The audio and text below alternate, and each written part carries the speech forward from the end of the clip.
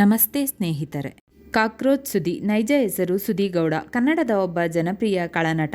2012ರಲ್ಲಿ ಅಲೆಮಾರಿ ಚಿತ್ರದ ಮೂಲಕ ಸಿನಿಮಾ ಕ್ಷೇತ್ರಕ್ಕೆ ಪಾದಾರ್ಪಣೆ ಮಾಡಿದರು. ಟಗರು ಚಿತ್ರದ ಪಾತ್ರದ ನಂತರ ಅವರಿಗೆ ಕಾಕ್ರೋಚ್ ಎಂಬ ಅಡ್ಡ ಹೆಸರು ದೊರೆತು ಅದರ ಮೂಲಕ ಅವರು ಜನಪ್ರಿಯರಾದರು. ದುನಿಯಾ ಸೂರಿ ಅವರೊಂದಿಗೆ ಕೆಲಸ ಮಾಡಿ ಜಾಕಿ, ನಾನವನಲ್ಲ, ಐರಾವತ ಮುಂತಾದ ಚಿತ್ರದಲ್ಲಿ ನಟಿಸಿದ್ದಾರೆ. ದುನಿಯಾ ಸೂರಿ ಅವರು ಟಗರು ಚಿತ್ರದ ಪಾತ್ರಕ್ಕೆ ಕಾಕ್ರೋಚ್ ಎಂದು ಹೆಸರಿಟ್ಟು ಈ ಹೆಸರಿನ ಮೂಲಕ ಸುದಿ ಜನಪ್ರಿಯರಾಗುತ್ತಾರೆ ಎಂದು ಭವಿಷ್ಯ ನುಡಿದರು. ಇವರ ಪ್ರಮುಖ ಚಿತ್ರಗಳು ಅಲೆಮಾರಿ, ಜಾಕಿ, ನಾನವನಲ್ಲ, ಐರಾವತ, ಟಗರು, ಯುವರತ್ನ, ರಾಬರ್ಟ್, ಸಲಗ. ಕಾಕ್ರೋಚ್ ಸುದಿ ಅವರು ಬಿಗ್ ಬಾಸ್ಗೆ ಮೊದಲನೇ ಸ್ಪರ್ಧಿಯಾಗಿ ಮನೆಗೆ ಕಾಲಿಟ್ಟಿದ್ದಾರೆ. ಕಾವ್ಯ ಶೈವ ಕನ್ನಡ ಕಿರುತೆರೆ ನಟಿ. ಕಲರ್ಸ್ ಕನ್ನಡ ವಾಹಿನಿಯಲ್ಲಿ ಪ್ರಸಾರವಾಗುತ್ತಿದ್ದಂಥ ಕೆಂಡ ಸಂಪಿಗೆ ಧಾರಾವಾಹಿಯಲ್ಲಿ ಸುಮನಾ ಪಾತ್ರದ ಮೂಲಕ ಜನಪ್ರಿಯತೆ ಪಡೆದಿದ್ದಾರೆ. ಮೂಲತಃ ಕೇರ್ಪೇಟೆಯವರಾದ ಕಾವ್ಯ ಶೈವ ಮೈಸೂರಿನಲ್ಲಿ ತಮ್ಮ ಶಿಕ್ಷಣ ಮುಗಿಸಿದ್ದಾರೆ. ಭೂಮಿ ತಾಯಣೆ ಕಾವ್ಯ ನಟನೆಯ ಮೊದಲನೇ ಸೀರಿಯಲ್. ಕಾವ್ಯ ಅವರು ಬಿಗ್ ಬಾಸ್ ಮನೆಗೆ ಎರಡನೇ ಸ್ಪರ್ಧಿಯಾಗಿ ಮನೆಗೆ ಕಾಲಿಟ್ಟಿದ್ದಾರೆ. ಸತೀಶ್ ಅವರು 2016ರಲ್ಲಿ ಅವರು 2 ಕೊರಿಯನ್ ಮಾಸ್ಟಿಫ್ ನಾಯಿಗಳನ್ನು ಖರೀದಿಸಲು ತಲಾ ₹1 ಕೋಟಿ ಖರ್ಚು ಮಾಡಿದಾಗ ಅವರು ಉನ್ನತ ದರ್ಜೆಯ ಆಟೋಮೊಬೈಲ್ಗಳು ಮತ್ತು ನಾಯಿಗಳ ಮೇಲೆ ಉತ್ಸಾಹ ಬೆಳಕಿಗೆ ಬಂದಿತು. ಅವರು ಈ ನಾಯಿಗಳನ್ನು ಚೀನಾದಿಂದ ಆಮದು ಮಾಡಿಕೊಂಡ ನಂತರ ರೋಲ್ಸ್ ರಾಯ್ಸ್ ಮತ್ತು ರೇಂಜ್ ರೋವರ್ ವಾಹನಗಳಲ್ಲಿ ವಿಮಾನ ನಿಲ್ದಾಣದಿಂದ ಮನೆಗೆ ಕರೆದೊಯ್ದರು. ಇವರ ಬಳಿ 100 ಕೋಟಿ ಬೆಲೆ ಬಾಳುವ ನಾಯಿ ಇದ್ದು ಸದ್ಯಕ್ಕೆ ಇದು ವರ್ಲ್ಡ್ ರೆಕಾರ್ಡ್ನಲ್ಲಿದೆ. ಸತೀಶ್ ಅವರು ಬಿಗ್ ಬಾಸ್ ಮನೆಗೆ 3ನೇ ಸ್ಪರ್ಧಿಯಾಗಿ ಮನೆಗೆ ಕಾಲಿಟ್ಟಿದ್ದಾರೆ. ಗಿಲ್ಲಿ ನಟ. ಮೂಲತಃ ಮಂಡ್ಯ ಜಿಲ್ಲೆಯವರು. ನಲ್ಲಿ ಮೂಳೆ ಕಂಟೆಂಟ್ನಿಂದ ಫೇಮಸ್ ಆದ ಇವರು ಡೈರೆಕ್ಟರ್ ಆಗಬೇಕು ಎಂದುಕೊಂಡಿದ್ದರಂತೆ. ಡೈರೆಕ್ಷನ್ ಡಿಪಾರ್ಟ್ಮೆಂಟ್ನಲ್ಲಿ ಕೆಲಸ ಮಾಡಿದರೂ ಹಣ ಮಾತ್ರ ಸಿಗುತ್ತಿರಲಿಲ್ಲ. ಸಿನಿಮಾ ಇಂಡಸ್ಟ್ರಿ ಬಿಡುವುದಕ್ಕೆ ಇಷ್ಟವಿರದೆ ಸೆಟ್ ಕೆಲಸಕ್ಕೆ ಸೇರಿದರು. ಆ ಕೆಲಸವನ್ನು ಮಾಡುತ್ತಿರುವಾಗ ನೋವು ಕಾಡುತ್ತಿತ್ತು. ಏನೋ ಅಂದುಕೊಂಡು ಏನೋ ಮಾಡುತ್ತಿದ್ದೇನಲ್ಲ ಅಂದುಕೊಂಡರು. ಆಗ ಅವರು ಸ್ಕ್ರಿಪ್ಟ್ಗಳನ್ನು ಬರೆಯೋದಕ್ಕೆ ಶುರು ಮಾಡಿದರು. ಗಿಲ್ಲಿ ನಟ ಪಕ್ಕಾ ಮಂಡ್ಯ ಸ್ಟೈಲ್ನಲ್ಲಿ 3 ಶಾರ್ಟ್ ಸಿನಿಮಾಗಳನ್ನು ಮಾಡಿದ್ದಾರೆ. ಈ ಶಾರ್ಟ್ ಮೂವಿಗಳಿಂದಲೇ ಜನರ ಮನ ಗೆದ್ದಿದ್ದಾರೆ. ಗಿಲ್ಲಿ ಅವರು ಬಿಗ್ ಬಾಸ್ ಮನೆಗೆ 4ನೇ ಸ್ಪರ್ಧಿಯಾಗಿ ಮನೆಗೆ ಕಾಲಿಟ್ಟಿದ್ದಾರೆ. ಜಾಹ್ನವಿ ಒಬ್ಬ ಕನ್ನಡದ ನ್ಯೂಸ್ ಆ್ಯಂಕರ್ ಮತ್ತು ನಟಿ. ಮೂಲತಃ ಹಾಸನದ ಜಿಲ್ಲೆಯ ಸಕಲೇಶಪುರದವರಾದ ಇವರು ಟಿವಿ ವಿಕ್ರಮ ಮತ್ತು ಇತರ ಚಾನೆಲ್ಗಳಲ್ಲಿ ಫ್ರೀಲ್ಯಾನ್ಸರ್ ಆಗಿ ಕೆಲಸ ಮಾಡುತ್ತಿದ್ದರು. ನ್ಯೂಸ್ ಆ್ಯಂಕರ್ ಆಗಿ ಜನಪ್ರಿಯರಾದ ನಂತರ ಅವರು ಸಿನಿಮಾ ನಟಿಯಾಗಿಯೂ ಗುರುತಿಸಿಕೊಂಡಿದ್ದು ಅಧಿಪತ್ರ ಸೇರಿದಂತೆ ಹಲವು ಸಿನಿಮಾಗಳಲ್ಲಿ ನಟಿಸಿದ್ದಾರೆ. ಜಾಹ್ನವಿ ವೈಯಕ್ತಿಕವಾಗಿ ವಿಚ್ಛೇದನ ಪಡೆದು ಗ್ರಂಥ್ ಎಂಬ ಮಗನನ್ನು ಹೊಂದಿದ್ದಾರೆ. ಬಿಗ್ ಬಾಸ್ ಮನೆಗೆ ಜಾಹ್ನವಿ ಅವರು 5ನೇ ಸ್ಪರ್ಧಿಯಾಗಿ ಮನೆಗೆ ಕಾಲಿಟ್ಟಿದ್ದಾರೆ. ಧನುಷ್ ಗೌಡ ಒಬ್ಬ ಕನ್ನಡ ನಟ. ನಿರ್ದಿಷ್ಟವಾಗಿ ಕಿರುತೆರೆಯಲ್ಲಿ ನಟಿಸುವ ನಟ. ಅವರು ಗೀತಾ ಧಾರಾವಾಹಿಯಲ್ಲಿ ವಿಜಯ್ ಪಾತ್ರದಲ್ಲಿ ಪ್ರಮುಖ ಪಾತ್ರ ನಿರ್ವಹಿಸಿದ್ದರು ಮತ್ತು 100 ಜನ್ಮಕ್ಕೂ ಧಾರಾವಾಹಿಯಲ್ಲಿ ನಾಯಕ ನಟನಾಗಿ ಕಾಣಿಸಿಕೊಂಡಿದ್ದರು. ಅವರು ಇಂಜಿನಿಯರಿಂಗ್ ಪದವೀಧರರಾಗಿದ್ದು ಈ ಹಿಂದೆ ಗೌರಿಶಂಕರ ಧಾರಾವಾಹಿಯಲ್ಲಿ ಅತಿಥಿ ಪಾತ್ರದಲ್ಲೂ ನಟಿಸಿದ್ದರು. 2022ರ ಅನುಬಂಧ ಅವಾರ್ಡ್ಸ್ನಲ್ಲಿ ಮನೆ ಮೆಚ್ಚಿದ ಅಳಿಯ ಪ್ರಶಸ್ತಿ ಪಡೆದಿದ್ದರು. ಇವರು ಬಿಗ್ ಬಾಸ್ ಮನೆಗೆ 6ನೇ ಸ್ಪರ್ಧಿಯಾಗಿ ಕಾಲಿಟ್ಟಿದ್ದಾರೆ. ಚಂದ್ರಪ್ರಭಾ ಹಾಸ್ಯ ನಟ. ಇವರು ಕಾಮಿಡಿ ಕಿಲಾಡಿಗಳು ಶೋ ಮೂಲಕ ಚಿರಪರಿಚಿತರಾಗಿದ್ದಾರೆ.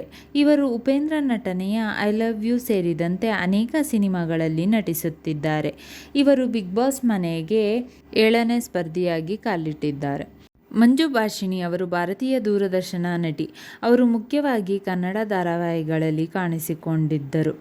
ETV ಕನ್ನಡದಲ್ಲಿ ಪ್ರಸಾರವಾದ ಸಿಲ್ಲಿಲಲಿ ಎಂಬ ಸಿಟಿಕಾಮ್ನಲ್ಲಿ ಸಮಾಜ ಸೇವಕಿ ಲಲಿತಾಂಬೆಯಾಗಿ ಖ್ಯಾತಿಯನ್ನು ಪಡೆದರು. ಅವರು ಕನ್ನಡ ಚಿತ್ರ ಭೂಮಿ ಗೀತದಲ್ಲಿ ಮುಖ್ಯ ಪಾತ್ರದಲ್ಲಿ ನಟಿಸಿದ್ದಾರೆ.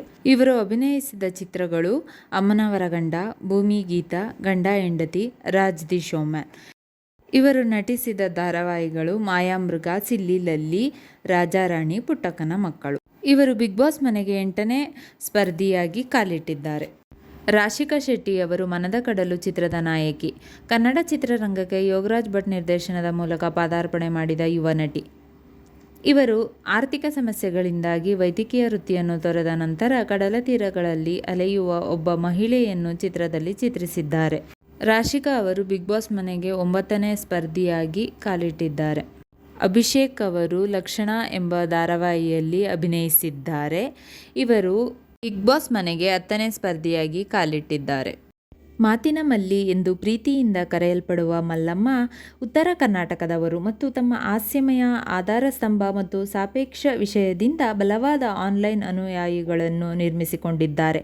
ಇಬ್ಬರು ಗಂಡು ಮಕ್ಕಳ ತಾಯಿಯಾಗಿರುವ ಅವರು ಗ್ರಾಮೀಣ ಜೀವನವನ್ನು ಹಾಸ್ಯ ಮತ್ತು ವಿಶ್ವಾಸಾರ್ಹತೆಯೊಂದಿಗೆ ಪ್ರದರ್ಶಿಸುವ ಮೂಲಕ ಹಳ್ಳಿಯ ಮೋಡಿ ಮತ್ತು ಡಿಜಿಟಲ್ ಕಥೆ ಹೇಳುವಿಕೆಯ ನಡುವಿನ ಅಂತರವನ್ನು ಕಡಿಮೆ ಮಾಡುವ ಮೂಲಕ ಪ್ರಸಿದ್ಧರಾಗಿದ್ದಾರೆ. ಸಣ್ಣ ಪಟ್ಟಣದ ಸೃಷ್ಟಿಕರ್ತದಿಂದ ಮುಖ್ಯವಾಹಿನಿಯ ರಿಯಾಲಿಟಿ ಟೆಲಿವಿಷನ್ ಸ್ಪರ್ಧಿಯಾಗಿ ಅವರು ಏರಿಕೆಯು ಬಿಗ್ ಬಾಸ್ ಮನೆಗೆ ವೈವಿಧ್ಯಮಯ ಧ್ವನಿಗಳು ಮತ್ತು ತಾಜಾ ಕಥೆಗಳನ್ನು ತರುವ ಕಾರ್ಯಕ್ರಮದ ಉದ್ದೇಶವನ್ನು ಪ್ರತಿಬಿಂಬಿಸುತ್ತದೆ. ಮಲ್ಲಮ್ಮ ಅವರು 11ನೇ ಸ್ಪರ್ಧಿಯಾಗಿ ಬಿಗ್ ಬಾಸ್ ಮನೆಗೆ ಕಾಲಿಟ್ಟಿದ್ದಾರೆ.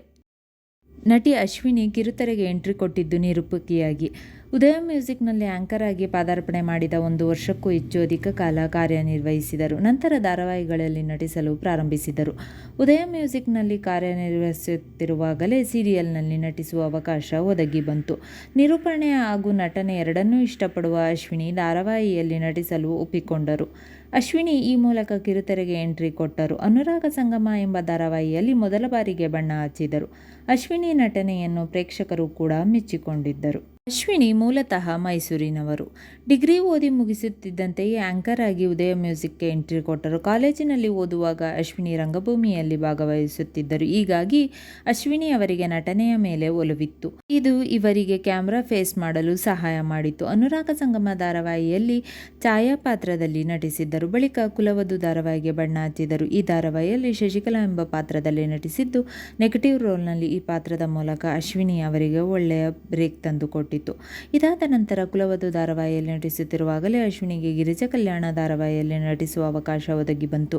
ಗಿರಿಜಾ ಕಲ್ಯಾಣ ಸೀರಿಯಲ್ ಬಳಿಕ ನಾಯಕಿಯಾಗಿ ಬಡ್ತಿ ಪಡೆದರು. ಮುದ್ದುಲಕ್ಷ್ಮಿ ಧಾರಾವಾಹಿಗೆ ಅಶ್ವಿನಿ ಆಯ್ಕೆಯಾದರು. ಇದರಲ್ಲಿ ನಾಯಕಿಯಾಗಿ ಕಾಣಿಸಿಕೊಂಡ ಅವರ ಲುಕ್ ಸಂಪೂರ್ಣವಾಗಿ ಬದಲಾಗಿತ್ತು. ಅಶ್ವಿನಿಯವರು 12ನೇ ಸ್ಪರ್ಧಿಯಾಗಿ ಬಿಗ್ ಬಾಸ್ ಮನೆಗೆ ಕಾಲಿಟ್ಟಿದ್ದಾರೆ.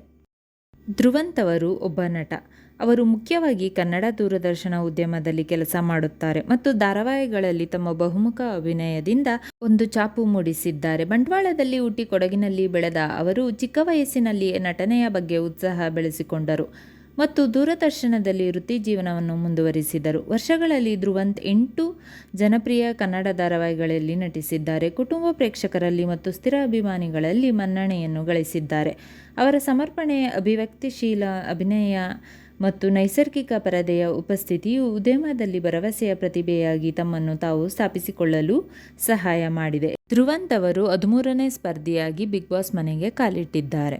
ರಕ್ಷಿತಾ ಶೆಟ್ಟಿ ಅವರು ತಮ್ಮ ಅಡುಗೆ ವಿಷಯ ಮತ್ತು ವಿಶಿಷ್ಟ ವ್ಯಕ್ತಿತ್ವಕ್ಕೆ ಹೆಸರುವಾಸಿಯಾದ ಸಾಮಾಜಿಕ ಮಾಧ್ಯಮ ಪ್ರಭಾವಿಯಾಗಿದ್ದಾರೆ. ದಕ್ಷಿಣ ಕರ್ನಾಟಕದ ಡಿಜಿಟಲ್ ರಂಗದ ಹೊಸ ಧ್ವನಿಗಳಲ್ಲಿ ಒಬ್ಬರಾಗಿ ಹೊರಹೊಮ್ಮುತ್ತಿದ್ದಾರೆ. ಅವರು ತಮ್ಮ ಅಭಿವ್ಯಕ್ತಿಶೀಲ ಶೈಲಿ, ಆಕರ್ಷಕ ಭಾಷಣ ಮತ್ತು ಸೃಜನಶೀಲ ಪಾಕವಿಧಾನ ವಿಡಿಯೋಗಳಿಂದ ನಿಷ್ಠಾವಂತ ಅಭಿಮಾನಿ ನೆಲೆಯನ್ನು ಬೆಳೆಸಿಕೊಂಡಿದ್ದಾರೆ. ಅವರ ವಿಶ್ವಾಸಾರ್ಹತೆ ಮತ್ತು ಸಾಪೇಕ್ಷತೆಯು ಅವರನ್ನು ಕನ್ನಡ ಪ್ರೇಕ್ಷಕರಲ್ಲಿ ಗಮನಾರ್ಹ ಡಿಜಿಟಲ್ ತಾರೆಯನ್ನಾಗಿ ಮಾಡಿದೆ. ಈಗ ಇವರು 14ನೇ ಸ್ಪರ್ಧಿಯಾಗಿ ಬಿಗ್ ಬಾಸ್ ಮನೆಗೆ ಕಾಲಿಟ್ಟಿದ್ದಾರೆ. ಕರಿಬಸಪ್ಪ ಅವರಿಗೆ 54 ವರ್ಷ. ಇವರು ಅಂತಾರಾಷ್ಟ್ರೀಯ ಮಟ್ಟದಲ್ಲಿ ಮೆಚ್ಚುಗೆ ಪಡೆದ ದೇಹದಾಢ್ಯಪಟು ಮತ್ತು ಪೊಲೀಸ್ ಅಧಿಕಾರಿ. ಎಲ್.ಎಂ. ಕರಿಬಸಪ್ಪ ಅದ್ಭುತ ಶಿಸ್ತು, ಸಮರ್ಪಣೆ ಮತ್ತು ಪ್ರತಿಭಾರೂಪದ ಮೈಕಟ್ಟಿಗೆ ಹೆಸರುವಾಸಿಯಾದ ಕರಿಬಸಪ್ಪ ಬಿಗ್ ಬಾಸ್ ಮನೆಗೆ ಶಕ್ತಿ ಮತ್ತು ಸ್ಫೂರ್ತಿ ಎರಡನ್ನೂ ತರುವ ನಿರೀಕ್ಷೆಯಿದೆ. ಇವರು ದಶಕಗಳ ಕಾಲ ಗಮನಾರ್ಹ ವೃತ್ತಿಜೀವನ ಹೊಂದಿರುವ ಪ್ರಸಿದ್ಧ ಭಾರತೀಯ ದೇಹದಾಢ್ಯಪಟು. ಅವರು ಅಂತಾರಾಷ್ಟ್ರೀಯ ಮತ್ತು ಅಂತರರಾಷ್ಟ್ರೀಯ ವೇದಿಕೆಗಳಲ್ಲಿ ಮನ್ನಣೆ ಗಳಿಸಿದ್ದಾರೆ. ಇದರಲ್ಲಿ 2004ರಲ್ಲಿ ಮಿಸ್ಟರ್ ಇಂಡಿಯಾ ಪ್ರಶಸ್ತಿ ಮತ್ತು ಅಂತಾರಾಷ್ಟ್ರೀಯ ದೇಹದಾಢ್ಯ ಚಿನ್ನದ ವಿಜೇತ ಪ್ರಶಸ್ತಿ ಸೇರಿದೆ. ಅವರ ಸಾಧನೆಗಳಲ್ಲಿ ಏಕಲವ್ಯ ಪ್ರಶಸ್ತಿ 2007 ಮತ್ತು ಭಾರತದ ಶ್ರೇಷ್ಠ ಪ್ರಶಸ್ತಿ ಕೂಡ ಸೇರಿವೆ. ಇದು ಅವರನ್ನು ಭಾರತೀಯ ದೇಹದಾಢ್ಯದಲ್ಲಿ ಅತ್ಯಂತ ಗೌರವಾನ್ವಿತ ವ್ಯಕ್ತಿಗಳಲ್ಲಿ ಒಬ್ಬರನ್ನಾಗಿ ಮಾಡಿದೆ. ಸಾಮಾಜಿಕ ಮಾಧ್ಯಮದಲ್ಲಿ ಸಕ್ರಿಯರಾಗಿರುವ ಕರಿಬಸಪ್ಪ ದೇಹದಾಢ್ಯ ಸಲಹೆಗಳು, ವ್ಯಾಯಾಮದ ದಿನಚರಿಗಳು ಮತ್ತು ಫಿಟ್ನೆಸ್ ಸ್ಫೂರ್ತಿಯನ್ನು ತಮ್ಮ ಅನುಯಾಯಿಗಳೊಂದಿಗೆ ಹಂಚಿಕೊಳ್ಳುತ್ತಾರೆ. ಫಿಟ್ನೆಸ್ ಸಮುದಾಯದಲ್ಲಿ ಅವರ ಪ್ರಭಾವವನ್ನು ಮತ್ತಷ್ಟು ಗಟ್ಟಿಗೊಳಿಸುತ್ತಾರೆ. ಕರಿಬಸಪ್ಪ ಅವರು 15ನೇ ಸ್ಪರ್ಧಿಯಾಗಿ ಬಿಗ್ ಬಾಸ್ ಮನೆಗೆ ಕಾಲಿಟ್ಟಿದ್ದಾರೆ. ನಾ ಡ್ರೈವರಾ ಎಂಬ ಹಾಡು ಮಲ್ಲು ಅವರ ಜನಪ್ರಿಯ ಹಾಡು. ಮಲ್ಲು ಅವರು 16ನೇ ಸ್ಪರ್ಧಿಯಾಗಿ ಬಿಗ್ ಬಾಸ್ ಮನೆಗೆ ಕಾಲಿಟ್ಟಿದ್ದಾರೆ. ಸ್ಪಂದನ ಜನವರಿ 22, 1998ರಂದು ಜನಿಸಿದರು ಮತ್ತು ಅವರು ಕರ್ನಾಟಕದ ಮೈಸೂರಿನವರು. ಶೈಕ್ಷಣಿಕ ಮತ್ತು ಪಠ್ಯೇತರ ವಿಷಯಗಳಲ್ಲಿ ಆಸಕ್ತಿಯಿಂದ ಬೆಳೆದ ಅವರು ಮೈಸೂರಿನ ಶ್ರೀ ಜಯಚಾಮರಾಜೇಂದ್ರ ಇಂಜಿನಿಯರಿಂಗ್ ಕಾಲೇಜಿನಲ್ಲಿ ತಮ್ಮ ಶಿಕ್ಷಣವನ್ನು ಪಡೆದರು. 2015 ಮತ್ತು 2019ರ ನಡುವೆ ಅವರು ಕೈಗಾರಿಕಾ ಮತ್ತು ಉತ್ಪಾದನಾ ಇಂಜಿನಿಯರಿಂಗ್ನಲ್ಲಿ ಪದವಿಯನ್ನು ಪೂರ್ಣಗೊಳಿಸಿದರು. ಸಿನಿಮಾ ಮತ್ತು ದೂರದರ್ಶನದ ಪ್ರಪಂಚವನ್ನು ಮೀರಿ ತಮ್ಮ ಪ್ರತಿಭೆಯನ್ನು ಪ್ರದರ್ಶಿಸಿದರು. ಸ್ಪಂದನ ಅವರು ತಮ್ಮ ನಟನಾ ವೃತ್ತಿ ಜೀವನವನ್ನು ದೂರದರ್ಶನ ಧಾರಾವಾಹಿಗಳಲ್ಲಿ ಪ್ರಾರಂಭಿಸಿದರು. ಅಲ್ಲಿ ಅವರು ತಮ್ಮ ನೈಸರ್ಗಿಕ ನಟನಾ ಶೈಲಿಯಿಂದ ಬೇಗನೆ ಜನಪ್ರಿಯರಾದರು. ಕರಿಮಣಿ ಎಂಬ ಧಾರಾವಾಹಿಯಲ್ಲಿ ಪಾತ್ರದಿಂದ ಅವರು ಖ್ಯಾತಿಗೆ ಏರಿದರು. ಈ ಕಾರ್ಯಕ್ರಮವು ಅವರಿಗೆ ಅಭಿಮಾನಿಗಳನ್ನು ಗಳಿಸಿತು. ತನ್ನ ಪರಿಣಿತಿಯನ್ನು ವಿಸ್ತರಿಸುತ್ತಾ ಅವರು ನಚವೆ ವೆಬ್ ಸರಣಿ ಸೇರಿದಂತೆ ತೆಲುಗು ಯೋಜನೆಗಳಲ್ಲಿ ಭಾಗವಹಿಸಿದರು. ಭಾಷೆಗಳು ಮತ್ತು ವೇದಿಕೆಗಳಲ್ಲಿ ತನ್ನ ಹೊಂದಾಣಿಕೆಯ ಸಾಮರ್ಥ್ಯವನ್ನು ಸಾಬೀತುಪಡಿಸಿದರು. 2023ರಲ್ಲಿ ಅವರು ಮರೀಚಿ ಚಿತ್ರದ ಮೂಲಕ ಚಿತ್ರರಂಗದಲ್ಲಿ ತಮ್ಮ ಅಸ್ತಿತ್ವವನ್ನು ವ್ಯಕ್ತಪಡಿಸಿದರು. ಇದು ಚಲನಚಿತ್ರಗಳಲ್ಲಿ ಮಹತ್ವದ ಹೆಜ್ಜೆಯನ್ನು ಗುರುತಿಸಿತು. ಸ್ಪಂದನ ಅವರು 17ನೇ ಸ್ಪರ್ಧಿಯಾಗಿ ಬಿಗ್ ಬಾಸ್ ಮನೆಗೆ ಕಾಲಿಟ್ಟಿದ್ದಾರೆ. ಅಶ್ವಿನಿ ಗೌಡ ಅವರು ಮುಖ್ಯವಾಗಿ ಕನ್ನಡ ಚಲನಚಿತ್ರ ಮತ್ತು ದೂರದರ್ಶನ ಉದ್ಯಮದಲ್ಲಿ ಕೆಲಸ ಮಾಡುತ್ತಿದ್ದಾರೆ. ವರ್ಷಗಳಲ್ಲಿ ಅವರು ಹಲವಾರು ಗಮನಾರ್ಹ ಯೋಜನೆಗಳನ್ನು ಮಾಡಿದ್ದಾರೆ. ಉದಾಹರಣೆಗೆ, ಅವರು ರಾಧೆ ಶ್ಯಾಮ ಎಂಬ ದೂರದರ್ಶನ ಧಾರಾವಾಹಿಯಲ್ಲಿ ಪ್ರಮುಖ ಪಾತ್ರವನ್ನು ನಿರ್ವಹಿಸಿದರು. ಅಲ್ಲಿ ಅವರು ಕುಟುಂಬದ ಗೌರವ ಮತ್ತು ಮೌಲ್ಯಗಳನ್ನು ಎತ್ತಿ ಹಿಡಿಯಲು ಮೀಸಲಾಗಿರುವ ಪ್ರತಿಮಾ ದೇವಿಯನ್ನು ಚಿತ್ರಿಸಿದರು. ನಟನೆಗೆ ಪ್ರವೇಶಿಸುವ ಮೊದಲು ಅವರು ಟಿವಿ ನಿರೂಪಕಿಯಾಗಿಯೂ ಅನುಭವವನ್ನು ಹೊಂದಿದ್ದರು. ಇದು ಕನ್ನಡ ಮಾಧ್ಯಮ ಕ್ಷೇತ್ರದಲ್ಲಿ ಗೋಚರತೆಯನ್ನು ಪಡೆಯಲು ಸಹಾಯ ಮಾಡಿತು.